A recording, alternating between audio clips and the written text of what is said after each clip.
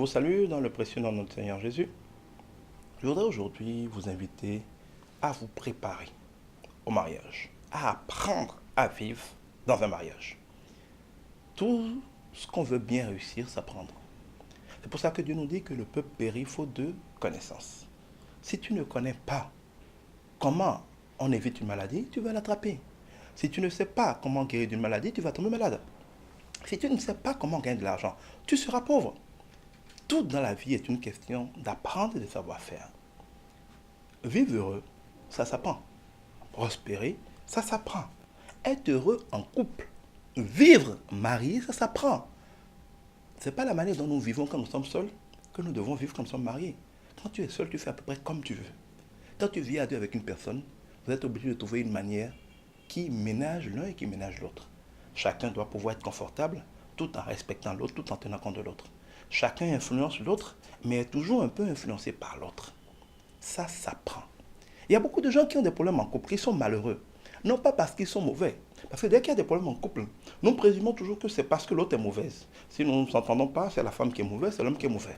Et souvent aussi, même les conseils cherchent à voir, c'est la faute de qui? Ce n'est pas toujours la faute de quelqu'un. C'est parfois simplement un problème d'abord de comment on est rentré en couple. Si au lieu de faire les choses comme il faut, si d'être amis, de se connaître, de se choisir, de se fiancer, de se marier et ensuite d'aller au sexe, vous voyez quelqu'un, vous ne savez même pas comment il s'appelle, vous couchez avec lui, il devient votre mari, il devient votre femme, et que là maintenant vous êtes mis ensemble par défaut, quasiment contraints par votre grossesse à rester ensemble, eh bien c'est sûr que tout le reste est faussé. Parce que les fondations sont mauvaises, vous n'avez pas choisi de vivre ensemble, vous n'êtes peut-être pas fait pour vivre ensemble. Dans ce cas, il n'y a rien de tel que de se séparer. J'affirme que ce n'est pas parce qu'une personne est enceinte d'une autre qu'ils vont faire un bon couple. C'est une bêtise à éviter, mais quand cela arrive, je crois que l'homme doit être un père responsable. Il doit reconnaître la grossesse. S'il faut, il faut faire des tests de paternité et assumer la grossesse. Assumer la grossesse, c'est pouvoir besoin de cette maman, assumer les charges liées à l'accouchement et mettre en place une provision, une pension alimentaire pour cette maman et son enfant. Parce que si tu l'as engrossée, tu vas te débrouiller pour qu'elle vive avec l'enfant. Mais cela est une chose, mais qui ne t'oblige pas pour autant à l'épouser.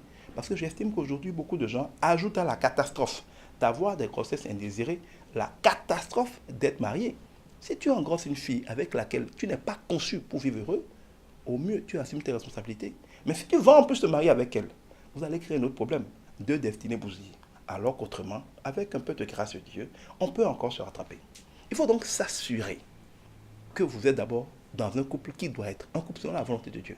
Parce qu'il y a un problème de compatibilité, c'est comme les chargeurs. Si vous prenez par exemple, je sais pas, un chargeur techno, et vous essayez de l'utiliser pour un téléphone Samsung, ça ne marche pas. Ce n'est pas la faute du chargeur techno, ce n'est pas la faute du téléphone Samsung, c'est que ce n'est pas compatible. Au niveau de la technique, il y a des fiches. Si par exemple tu essaies de brancher un truc USB dans un truc PS2, ça ne marche pas. Ce n'est pas la faute de l'équipement. C'est une question de compatibilité. Tout homme n'est pas compatible avec toute femme. Chacun de nous est compatible avec une femme que Dieu a destinée pour lui. Et si vous êtes une femme, un homme a été destiné pour vous. Si vous êtes un homme, une femme a été destinée pour vous. C'est ce que nous appelons l'âme sœur. Je crois en fond, on va dire c'est Messi, c'est Messou. C'est la personne qui t'est destinée. Elle a été conçue pour toi. Elle a été adaptée à toi. Dieu a déjà fait en sorte que comme deux pièces différentes, quand on les met ensemble, ça va s'emboîter. Si tu ne te maries pas avec cette personne et que tu te maries avec n'importe qui d'autre, vous vous mariez avec des gens incompatibles. Quand des choses sont incompatibles, il n'y a pas de technique pour les rendre compatibles. C'est que c'est incompatible. Beaucoup de gens ont des problèmes parce qu'ils sont incompatibles simplement. Mais d'autres personnes ont des problèmes parce qu'ils n'ont jamais appris à vivre ensemble. Il y a des gens qui n'ont pas appris à parler poliment. Il y a des gens qui n'ont pas appris à demander avec douceur. Il y a des gens qui n'ont pas appris quand on est fâché, comment on peut poser un problème pour que ça passe. On va revenir là-dessus dans la suite de cette série d'émissions sur le couple. Mais même demander quelque chose à son mari ou à sa femme pour qu'elle obtienne. Discuter d'un problème quand on n'est pas d'accord.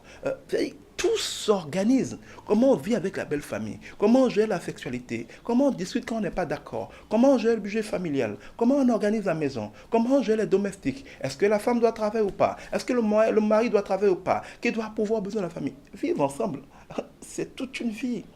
Et ça s'apprend. Ce qui est dommage dans notre pays comme dans d'autres, c'est que nous n'apprenons pas les choses essentielles. On n'apprend pas à être heureux. On n'apprend pas à réfléchir. On n'apprend pas à prospérer. On n'apprend pas à gagner de l'argent. On n'apprend pas à éduquer nos enfants. On n'apprend pas à vivre heureux en couple. On pense qu'il suffit de vouloir que tout le monde sait le faire. Ce n'est pas vrai. Les papas devraient apprendre à leurs fils à être des hommes et des époux responsables. D'abord par l'exemple, parce que tout enfant va avoir tendance à imiter son papa. Et la femme aussi, la mère, doit apprendre à ses filles à être des mères et des épouses responsables. Parce que toute fille va avoir tendance à imiter sa mère. Ça s'apprend que d'être une bonne femme. Ça s'apprend que d'être un bon mari. Les pères, les mères doivent l'apprendre à leurs enfants.